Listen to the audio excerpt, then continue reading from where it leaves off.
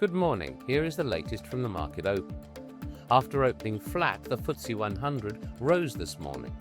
The Euronext 100 edged higher and the German DAX added around 0.37%. In the US, the Nasdaq closed 2.78% higher and the S&P 500 gained 1.66% as the global tech rally ran into Friday. In the headlines, NatWest topped its first half profit forecasts and moved forward its buyback timeline with profits up 20% on the year. IAG, parent of British Airways, missed profit estimates as Middle East fuel costs rose above expectations and now expects flat capacity for 2026. On currencies, sterling was little changed against the dollar, franc and euro. It edged up against the Australian dollar and yen. Bitcoin fell against sterling.